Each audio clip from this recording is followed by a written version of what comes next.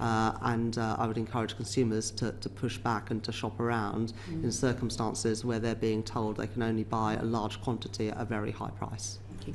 Chancellor, thank you for that. I mean, if you could perhaps give a sentence summary, you have to plan for the very worst because the government's got to be there to manage these risks. So, what's your message to the British public about if the de-escalation doesn't work, and we're still in a situation in the autumn coming into the winter when this will really hit households hard?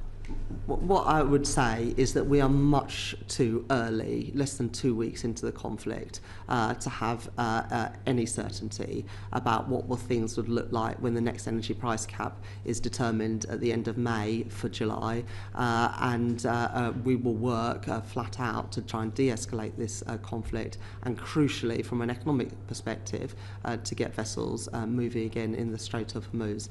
But myself and the Prime Minister have been very clear, and I would encourage people to judge us on our actions around tackling the cost of living challenges that people face, and whether it's the £150 off of bills from April, the freeze in prescription charges, the freeze in rail fares.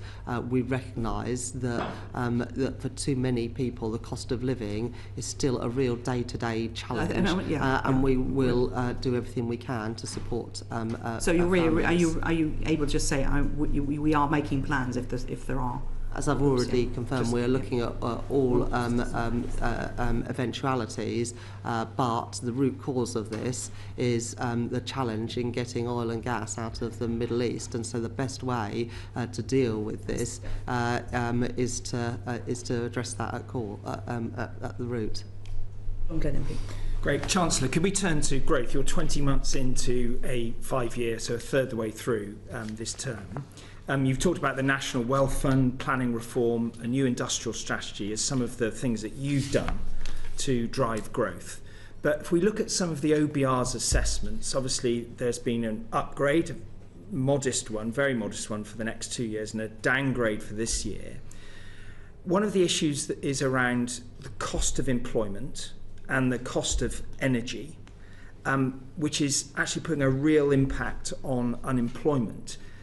How would you now, a third the way into this Parliament, characterise your progress on your growth mission, and what do you think are the sort of main policies that are going to deal with those pressures on employment?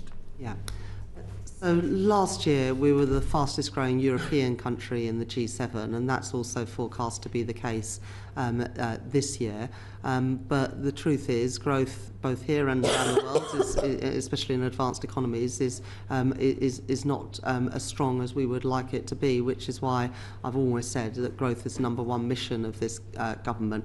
And obviously growth and the cost of living are closely intertwined, because the cost of living is always higher if your wages are not keeping up with higher prices.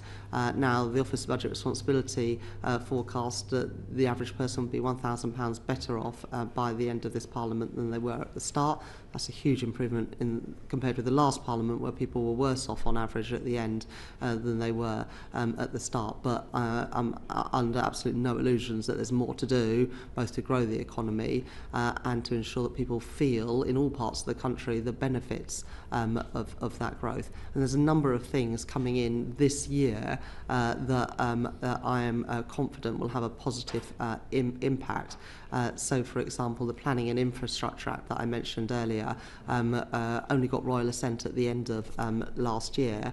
That now comes into effect and will make it cheaper and quicker to build vital infrastructure, including energy infrastructure, and particularly the infrastructure that will get the energy from the projects, whether that is offshore wind, onshore wind, solar, to people's homes. That comes in. The Planning and Infrastructure Act is now in force and is making it easier to get those things built, as well as things like digital infrastructure and data centres, house building, which is obviously crucial, and transport infrastructure as well. A number of other things also come in this year. So the pension schemes bill is currently working its way through Parliament at the moment. If that gets royal assent in the second quarter of this year, that will free up more money for investment in private assets, both venture capital and infrastructure.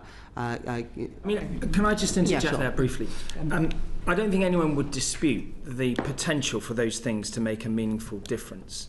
But I think we have got to address the immediate context that the country faces at the moment in terms